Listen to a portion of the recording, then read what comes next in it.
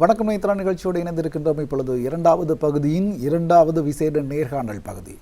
வணக்கம் நேத்ரா நிகழ்ச்சியில் பொதுவாகவே முக்கியமான பயனுள்ள விடயங்கள் குறித்து பேசுவது வழக்கம். அந்த வகையில் இப்பொழுதும் ஒரு பலனுள்ள விடயங்கள் குறித்து பேசப் போகின்றோம். பொதுவாக இப்பொழுது இந்த அரசாங்கம் இலங்கையின் கல்வித்துறையில் மாற்றத்தை ஏற்படுத்த வேண்டும் என்று எத்தனிக்கிறது. அதற்கு காரணம் பழைய முறையில், அதாவது முன்னர் இருந்த கல்வி முறையில்தான் இப்பொழுது இலங்கை மாணவர்கள் கற்றுக்கொண்டிருக்கின்றார்கள். அதனால் அவர்களுக்கு எதிர்கால வாய்ப்புகள் அல்லது சந்தர்ப்பங்கள் குறைவாக இருக்கின்றது. அவர்கள் எதிர்காலத்தில் சாதிப்பதற்கு இந்த கல்வி முறை தடையாக இருக்கின்றது என்ற பொதுவான ஒரு குற்றச்சாட்டு இருக்கின்றது. அதன் அடிப்படையில் இப்பொழுது கல்வித்துறையில் மாற்றத்தை ஏற்படுத்த பிரதமர், ஜனாதிபதி உள்ளிட்ட பலர் முயன்று வருகிறார்கள். நாடளாவிய ரீதியில் பரப்புரைகளும் முன்னெடுக்கப்பட்டு வருகின்றன. இந்த நிலையில் இலங்கை கல்வித்துறையில் ஒரு புதிய பரிணாமத்தை அல்லது மாற்றத்தை ஏற்படுத்தும் வகையில் சர்வதேச பாடத்திட்டத்தை இலங்கை மாணவர்களுக்கு கற்பித்து வரும் ஒரு கற்கை நெறி குறித்து தான் நாங்கள் பேசப் போகின்றோம். அந்த வகையில் கலையம் வந்திருக்கின்றார். யூசிமாஸ் கல்வி நிறுவனத்தின் கற்கை நெறியின் சர்வதேச பயிற்சி பிரிவின், அதாவது யூசிமாஸ் இலங்கையின் பிரதம முகாமையாளர் திரு விஜய சிவசங்கர் அவர்கள் கலையம் வந்திருக்கின்றார். வணக்கம். வணக்கம். அனைத்து நேத்ரா தொலைக்காட்சி நேயர்களுக்கும் எனது வணக்கங்களை தெரிவித்துக் கொள்கின்றேன். உண்மையில் இந்த யூசிமாஸ் என்பது என்ன? இந்த கற்கை நெறி, இந்த சர்வதேச கற்கை நெறி தொடர்பிலான விளக்கத்தை முதலில் தாருங்கள். யூசிமாஸ் என்பது universal concept of mental arithmetic system. இந்த பாடத்திட்டமானது 1993 ஆண்டிலே மலேசியாவிலே ப்ரொஃபஸர் டாக்டர் டீனோ வாங்கினால் ஆரம்பிக்கப்பட்டது. இது மாணவர்களுக்கான எண் சட்டம் மூலமான ஒரு மெனக்கணித வகுப்புகள் ஆகும். இந்த பாடத்திட்டம் மலேசியாவில் ஆரம்பிக்கப்பட்ட பின்னர் பல நாடுகளுக்கும் சென்று அங்கும் மாணவர்களுக்கு கற்பிக்கப்படுகின்றது. தற்பொழுது 80க்கு மேற்பட்ட நாடுகளிலே இந்த பாடத்திட்டம் மூலம் மாணவர்கள் பயனடைகின்றார்கள். இலங்கைக்கும் சர்வதேச அதே பாடத்திட்டத்துக்கு அமைய இந்த வகுப்புகள், இந்த கற்கை நெறிகள் இலங்கையிலும் பல இடங்களில் 83 இடங்களில் இந்த கற்கை நெறிகள் இப்பொழுது கற்பிக்கப்படுகின்றன. சரி, இப்பொழுது ஒரு சர்வதேச பாடத்திட்டம் இலங்கையில் முன்னெடுத்து செல்லப்படுகிறது. இலங்கையை பொறுத்தளவில் அரசாங்க கல்வி திட்டம் தான் பாடசாலைகள் நடக்கின்றன. இப்பொழுது இரண்டுக்கும் இடையில் இந்த மாணவர்களை கற்கும் இந்த இரண்டு பாடத்தையும் கற்கும் ஒரு மாணவனுடைய கல்வி செயல்பாட்டில் இது ஏதேனும் குழப்பத்தை ஏற்படுத்துமா? அதாவது இலங்கையிலுடைய அரசாங்க கல்வி திட்டம் நடக்கிறது, இது ஒரு சர்வதேச பாடத்திட்டமாக இருக்கிறது. இதனை, அதாவது உங்களுடைய அந்த அபகஸ் முறையை கற்கும் ஒரு மாணவனுக்கு இந்த சர்வதேச பாடசாலைகள் அது அரசாங்க பாடசாலையில் கல்வி பயிலும் மாணவனுக்கு குழப்பத்தை ஏற்படுத்துமா? நிச்சயமாக குழப்பங்கள் இல்லை. சொல்லப்போனால் இந்த பாடத்திட்டம் மாணவர்களுக்கு, அது அரச பாடசாலையாக இருந்தாலும் சரி, அவர்கள் வேறு கல்வி திட்டங்களில் இலங்கையில் பயின்றாலும் சரி, அது அவர்களுக்கு நிச்சயமாக உதவும். ஏனென்றால் இது இலங்கை கல்வி திட்டத்துக்கு அதுக்கு பேரலா போகும் என்று சொல்லலாம். இது ஒரு ஸ்கில் டெவலப்மெண்ட் ப்ரோக்ராம். இலங்கையிலே பாடத்திட்டத்தை எடுத்தால், இப்பொழுது கணிதத்தை எடுத்தால் 5ஆம் ஆண்டுக்கு என்று சொல்லி ஒரு கரிக்குலம் இருக்கும். அந்த பாடத்திட்டத்துக்கு அமைய அவர்கள் கற்பார்கள். ஆனால் யூசிமாஸ் என்பது ஒரு ஸ்கில் டெவலப்மெண்ட் ப்ரோக்ராம். மாணவர்கள் கணிதத்தை நேரடியாக கற்க மாட்டார்கள். இந்த பாடத்திட்டத்தின் மூலம் அவர்களுக்கு பல நன்மைகள் கிடைக்கும். குறிப்பாக அவர்கள் வேகம், விவேகம், துல்லியம், தன்னம்பிக்கை போன்ற பல விடயங்களில் அவர்கள் முன்னேறுவார்கள். இந்த பயன்களை அவர்கள் பெறும் பொழுது பாடசாலை கல்விக்கும் அது நிச்சயமாக உதவும். உதாரணமாக நீங்கள் கணிதத்தை எடுத்துக்கொண்டீர்களானால் மாணவர்கள் துல்லியமாக செய்ய வேண்டும், வேகமாக செய்ய வேண்டும். ஆங்கிலத்தை எடுத்துக்கொண்டீர்களானால் மாணவர்கள் ஒரு கிரியேட்டிவாக, அவர்கள் படைப்பாற்றல் மூலமாக அந்த எழுத்தை செய்ய வேண்டும். நினைவாற்றல் தேவை. விஞ்ஞானத்தை எடுத்துக்கொண்டீங்க என்றால் அவருக்கு நினைவாற்றல் தேவை. அதே மாதிரி அது புவியியலாக இருக்கலாம் அல்லது இலக்கியமாக இருக்கலாம். எந்த பாடத்திட்டத்துக்கும் யூசிமாஸில் கற்கும் கல்வி மூலம் அவர்கள் பயன்பெறலாம். இது நிச்சயமாக அவர்களுக்கு பாடத்திட்டத்துக்கு எதிராக போகாது. சொல்லப்போனால் இந்த பாடத்திட்டத்தில் அவர்கள் பாடசாலையில் கற்கும் பாடத்திட்டத்துக்கு இது மிகவும் உதவியாகவே இருக்கும். எண்ணும் எழுத்தும் கண்டனத்தகம் என்பார்கள். இந்த உங்களுடைய கற்கை நெறியில் கணிதத்தை மாத்திரமா அடிப்படையாக கொண்டது, அதிக அளவிலான விரைவாக கணிதம், நாங்கள் கேள்விப்பட்ட அளவில் கணிதத்தில் ஆற்றல் உள்ளவர்களாக இருப்பார்கள், அந்த கூற்று சரியா? அல்லது நீங்கள் ஒரு வசனத்தும் குறிப்பிட்டீர்கள் தொழில் திறன் விருத்தி, எந்தெந்த வகையான திறன்கள் இந்த பாடத்திட்டத்தை கற்பதன் மூலமாக விருத்தி அடைகிறது? நிச்சயமாக முதலில் இந்த பாடத்திட்டமானது ஒரு தொழில் திறன் விருத்தி ஸ்கில் டெவலப்மெண்ட் ப்ரோக்ராம். இந்த வகுப்புகளில் மாணவர்கள் இணையும் பொழுது அவர்களுக்கு வேகமாக செய்யக்கூடியமாயிருக்கும். இந்த வகுப்புகளில் நாங்கள் எண் சட்டம் மூலமாக பல பயிற்சிகளை கொடுப்போம். அது இந்த பயிற்சிகள் கணிதத்துடன் கூடிய சம்பந்தமாக இருந்தாலும் அதில் அவர்கள் செய்யும் அந்த கணித்தல்கள் மற்றைய விடயங்களுக்கும் வேகமாக அவர்களால் செயலாற்ற வைக்கும். அடுத்ததாக நினைவாற்றல். இதில் இந்த பாடத்திட்டத்தில் நாங்கள் அவர்களுக்கு சில விடயங்களை கற்பிப்போம். குறிப்பாக ஒரு ஃப்ளாஷ் கார்ட்ஸாக இருக்கலாம், அல்லது வேறு ஆக்டிவிட்டீஸ் இருக்கின்றது, அவர்கள் வேகமாக கணிக்க வேண்டும். அல்லது இப்பொழுது நினைவு ஆற்றலை எடுப்பீர்களானால் மாணவர்களுக்கு நாங்கள் ஒரு பல விடயங்களை ஒரு குறித்த நேரத்திலே சொல்வோம். அவர்கள் அதை கேட்க வேண்டும். கேட்ட பின்னர் அவர்களுக்கு எந்த வகையான கேள்விகளை கேட்டாலும் அந்த விடயத்திலிருந்து அவர்கள் துல்லியமாக பதிலளிப்பார்கள். அடுத்ததாக மாணவர்களுக்கு சில விடயங்களை நாங்கள் ஒரு படம் மூலமாக காட்டுவோம். அந்த படத்தில் பல விடயங்கள் இருக்கலாம். இப்போ நீங்கள் எடுத்தீங்கன்னு சொன்னால் அதில் ஒரு மரக்கறி வகைகளாக இருக்கலாம், இல்லாட்டி வாகனங்களாக இருக்கலாம். பல விடயங்களை ஒரு படத்தில் போட்டுவிட்டு பின்னர் அவர்களிடம் நாங்கள் கேட்போம், இதில் நீங்கள் எத்தனை விதமான படங்களை பார்த்தீர்கள், அதில் இப்போ வாகனமாக அந்த எத்தனை சக்கரங்கள் இருந்தன, அல்லது வாகனத்தின் விலையை போட்டிருந்தோம் என்று சொன்னால் இதில் நாங்கள் ஒரு கார் மாதிரி வாகனத்தில் உள்ள மொத்த மதிப்பெண்ண, இப்படி ஒரு சில வினாடிகளில் அவர்கள் பார்க்கும் விடயத்தை வைத்துக்கொண்டு அந்த படத்தை எடுத்த பிறகு கூட அது அவர்களால் அதை கணித்து விடையளிக்கக்கூடியதாக இருக்கும். ஆகையால் இதில் கணிதம் மட்டுமில்லை, கணிதத்தை நாங்கள் பிரதானமாக பாவிக்கின்றோம், ஆனால் அதில் வருகின்ற பலன்கள் கணிதத்தை தாண்டியும் செல்லும். அதோடு யூசி மேத்ஸ் கற்கின்ற மாணவர்கள் எதையும் ஒரு இமேஜ், அதாவது ஒரு படம் மூலமாக கற்பார்கள். இப்போ நீங்கள் எடுத்தீங்கன்னா ஒரு ஆளை நீங்கள் ஒரு இடத்துல இருந்து இன்னும் ஒரு இடத்துக்கு போக வேணும் என்று சொன்னால், வீட்டில் இருந்து பள்ளிக்கூடத்துக்கு எப்படி போகணும் என்று கேட்டீங்கன்னு சொன்னால் சில பேர் சொல்லுவினம், முதல்ல நேராக போங்கோ, ஒரு 100 மீட்டரில் வலப்பக்கம் திரும்புங்கோ, 200 மீட்டரில் இடப்பக்கம் திரும்புங்கோன்னு அப்படி அந்த மீட்டர் கணக்கிலையும் இடம் பலம் என்று சொல்லுவினம். ஆனால் சில பேர் சொல்லுவினம், அதில் போங்கோ, அதில் ஒரு கோயில் வரும், இல்லை ஒரு பள்ளிவாசல் வரும், அல்லது விஹாரை வரும், அதில் வலது பக்கமாக திரும்புங்கோ. அப்புறம் நேராக போய்க்கு ஒரு பாடசாலை வரும், அந்த பாடசாலைக்கு இடது பக்கம், அப்படி சொல்லிச்சினம் என்று சொன்னால் நீங்கள் 1 வருஷம் 2 வருஷத்துக்கு பிறகு போகைக்கே உங்களுக்கு நினைவு இருக்கும். இல்லாட்டி நான் 100 மீட்டர் 200 மீட்டர்னு சொன்னால் நீங்கள் அந்தண்டு போகக்கூடிய மாதிரி இருக்கும். ஆனால் ஒரு கிழமைக்கு பிறகு போனீங்கன்னா, 1 வருஷத்துக்கு பிறகு போனீங்கன்னா உங்களுக்கு நினைவு இருக்காது.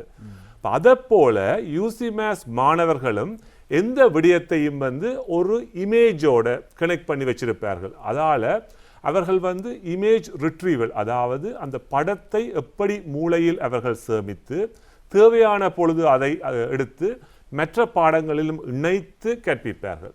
அடுத்தது தன்னம்பிக்கை. இப்போ இலங்கை மாணவர்களை எடுத்துக்கொண்டால் இலங்கை மாணவர்கள் மிகச்சிறந்தவர்கள்.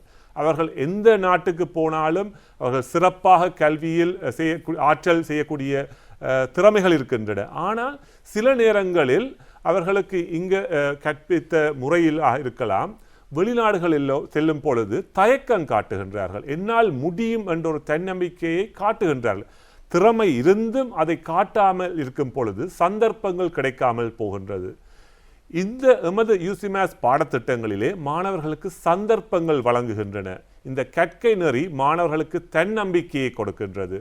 அவர்கள் பல போட்டிகளில் பல மாணவர்களுடன் இணைந்து பங்காற்றுகின்றார்கள், அவர்களுக்கு எதிராக போட்டியிடுவார்கள்.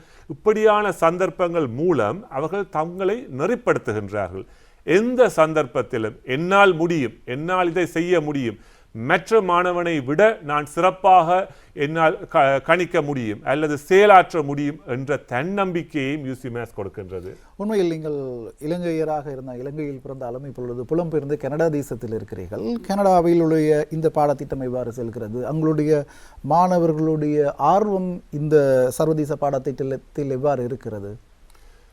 நிச்சயமாக மாணவர்கள் மிகவும் ஆர்வமாக இருக்கின்றார்கள். நான் வந்து நீங்கள் குறிப்பிட்டது போல இலங்கையிலே எனது ஆரம்ப கல்வியை பெற்றுக்கொண்டேன்.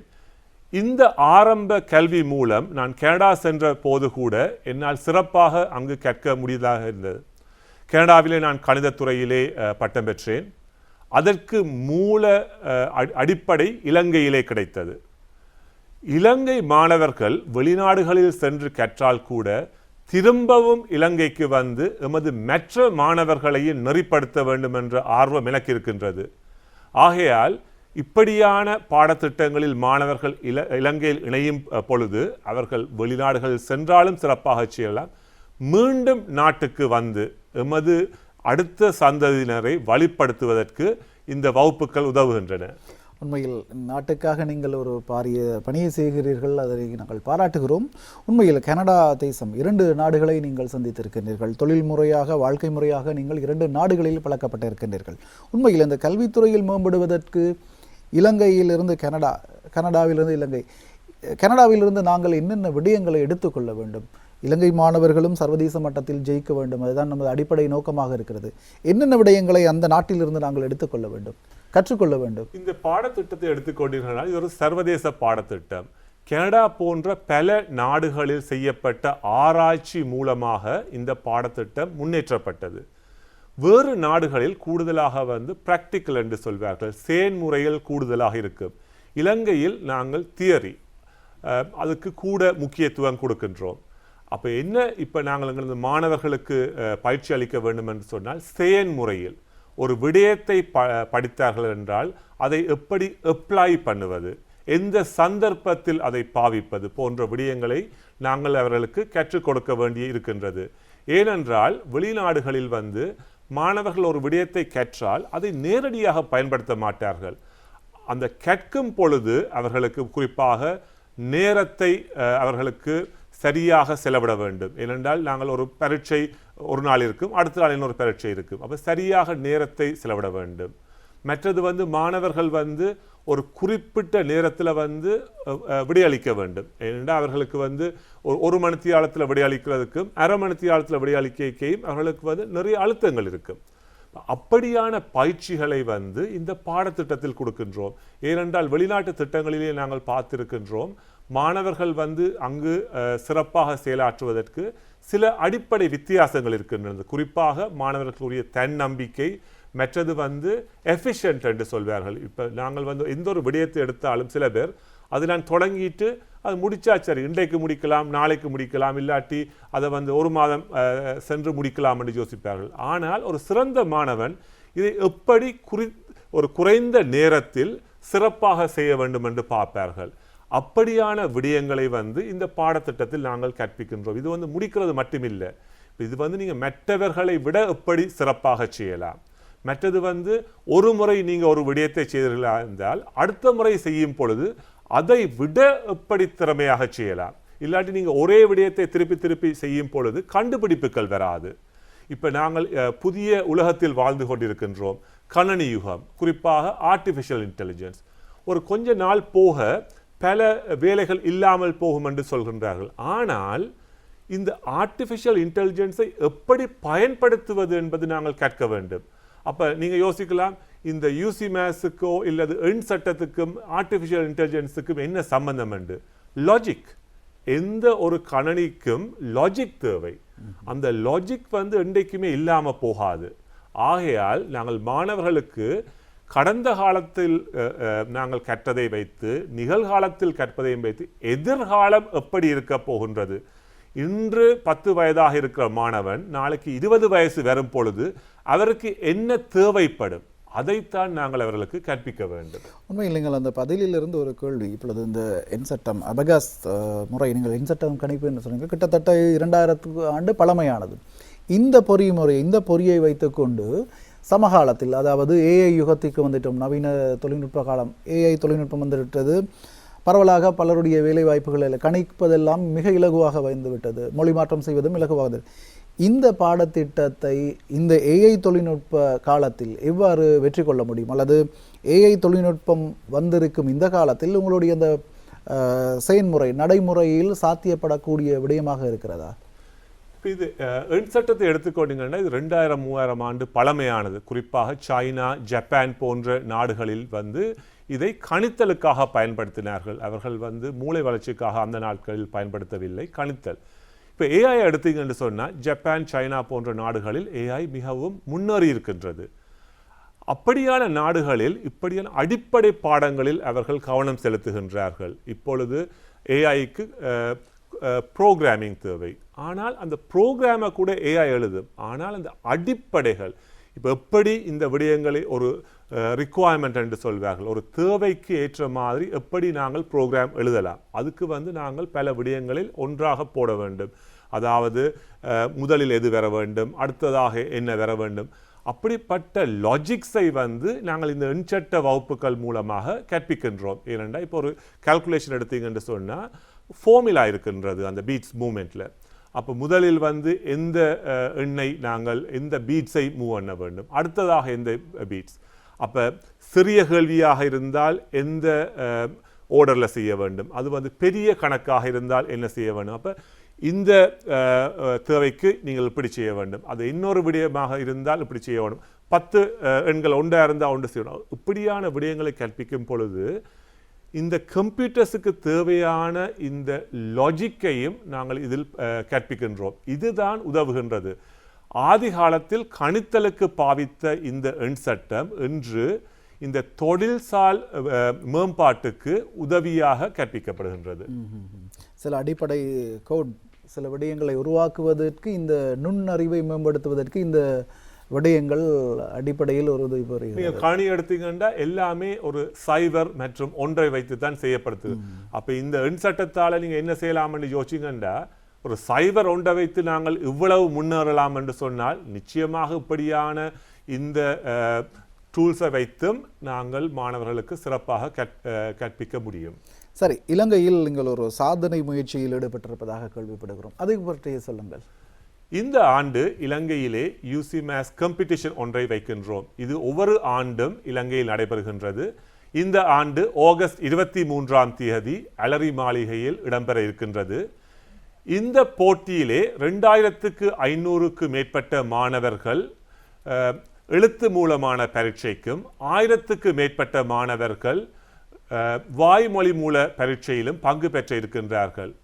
ஒரு குறைந்த நேரத்திலே, அதாவது 8 நிமிடத்திலே அதிகளவான மாணவர்கள் அதிகளவான கேள்விகளை, 200க்கு மேற்பட்ட கேள்விகளை அவர்கள் அங்கு செய்ய இருக்கின்றார்கள். இதன் மூலம் நாங்கள் உலக சாதனை புத்தகத்திலே, சோழன் புக் ஆஃப் வேர்ல்ட் ரெக்கார்ட்ஸிலே எமது சாதனையை பதிவு செய்யும் முயற்சியில் நாங்கள் 23ஆம் தேதி முயற்சிக்கின்றோம். இதில் நாங்கள் வெற்றியடைவோம் என்ற நம்பிக்கை இருக்கின்றது. இந்த மாணவர்களும் தாங்களும் சிறு வயதிலேயே உலக சாதனை புத்தகத்தில் இடம்பெற வேண்டும் என்று ஒரு கனவாக இருந்த மாணவர்களுக்கு கூட இது ஒரு நல்ல சந்தர்ப்பம் நமக்கு கிடைத்திருக்கின்றது. சர்வதேச பாடத்திட்டம் இப்பொழுது உலக சாதனையை நோக்கி செல்கிறது, வாழ்த்துக்கள். இப்பொழுது நாங்கள் சர்வதேச பாடத்திட்டம் குறித்து பேசிக் கொண்டிருக்கின்றோம். இலங்கையை பொறுத்தளவில் பல கிராமங்கள் இருக்கின்றன, பின்தங்கிய விடயங்கள் இருக்கின்றன. அந்த மாணவர்களுக்கும் இந்த சிறந்த விடயம் கொண்டு சேர வேண்டும் என்பது அடிப்படையாக இருக்கின்றது. உங்களால் அந்த மாணவர்களை எவ்வாறு இந்த திட்டத்துக்குள் இருக்க முடியும்? நடைமுறை சாத்தியமான விடயங்கள் இருக்கின்றனவா? இந்த வகுப்புகள் இலங்கையில் நம்மளே குறிப்பிட்டது போல 83 இடங்களில் நடத்தப்படுகின்றது. அது இலங்கையில் தெற்காக இருக்கலாம், வடக்காக இருக்கலாம், மத்தி, கிழக்கு, மேற்கண்டு, இப்படி எல்லா மாகாணங்களிலும் மாவட்டங்களிலும் இந்த வகுப்புகள் நடைபெறுகின்றன. இந்த வகுப்புகளில் மாணவர்கள் இணைவது வந்து இலகு.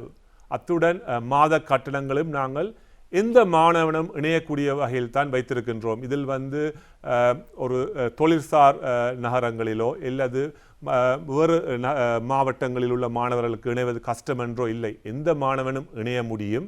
அத்துடன் இந்த பாடத்திட்டத்தில் பயனடைவதற்கு எந்த தடையும் இல்லை. ஒருவர் வந்து மாணவனாக இணையலாம், அல்லது ஆசிரியர்களாக எம்முடன் இணைந்து பணியாற்றலாம், இல்லது அவர்கள் வந்து ஒரு நிறுவனத்தை, ஒரு பாடசாலையோ ஆரம்பித்து மற்றைய மாணவர்களுக்கு கற்பிக்கக்கூடிய சந்தர்ப்பங்கள் கூட இருக்கின்றன. சரி, இந்த பலனுள்ள பல விடயங்கள் இருக்கின்றது. இந்த கற்கரியினூடாக சர்வதேச தரம் வாய்ந்தது. இதனை இலங்கை போன்ற இலவச கல்வி கொண்ட இந்த இலங்கை அரசாங்கத்துடன் கலந்தாலோசித்து ஏன் இந்த அரசாங்க பாடசாலைகளின் ஊடாக இந்த கல்வி செயற்பாட்டை முன்னெடுக்க முடியாதா? அது ஒரு நல்ல கேள்வி. இதற்கான முயற்சிகளில் நாங்கள் ஈடுபட்டிருக்கின்றோம். வேறு நாடுகளில் அரசாங்க பாடத்திட்டத்துக்குள்ளேயே இந்த சட்ட வகுப்புகள் கற்பிக்கப்படுகின்றன. இலங்கையிலும் நாங்கள் இதற்கான முயற்சிகளை செய்து கொண்டிருக்கின்றோம். இந்த உலக சாதனையில் இடம்பெறுவது மற்றும் அடுத்த ஆண்டு நாங்கள் ஒரு சர்வதேச போட்டிகளை இலங்கையில் நடத்த இருக்கின்றோம். இந்த சர்வதேச நாடுகள் இலங்கைக்கு வரும் பொழுது எமது அரசாங்கத்திடமிருந்து ஆதரவு கிடைக்கும் என்று நாங்கள் நம்புகின்றோம். அதன் பின்னர் அரச பாடசாலைகளிலும் இந்த பாடத்திட்டத்தை எடுத்துச் செல்வதற்கான சந்தர்ப்பம் கிடைக்கும் என்று நம்புகின்றோம். இறுதியாக உங்களுடைய இலங்கையில் இந்த பணி தாய்நாட்டுக்காக செய்கிறீர்கள், அதற்கு மனமார்ந்த வாழ்த்துக்கள். இறுதியாக என்ன கூற விரும்புகிறீர்கள்? இறுதியாக இந்த மாணவர்களுக்கான இந்த சேவையில் நான் முன்னின்று இலங்கையில் இந்த கல்வி சேவையை நடத்தி கொண்டிருக்கின்றேன். என்னுடன் இணைந்து எதிர்கால மாணவர்களுக்கும் இந்த கல்வி சேவையை வழங்குவதற்கு இணைந்து செயலாற்றுமாறு எல்லோரையும் கேட்டுக்கொள்கின்றேன். அத்துடன் இந்த சந்தர்ப்பத்தை வழங்கிய எனக்கு நன்றி. உண்மையில் உங்களுடைய அற்புதமான பணி இலங்கை மாணவர்களும் பலனடைய வேண்டும், எதிர்காலத்தில் அவர்களும் உலகை வெல்ல வேண்டும் என்ற அடிப்படையில் முன்னெடுத்து செல்கிறீர்கள். அதற்கு நாங்கள் நேத்ரா குடும்பம் சார்பாக மனமார்ந்த நன்றியை தெரிவித்துக் கொள்கின்றோம். அந்த வகையில் யூசிமா ஸ்ரீலங்காவின் பிரதம முகாமையாளர் விஜய சிவசங்கர் அவர்களுக்கு நன்றி கூறிக்கொள்கிறோம்.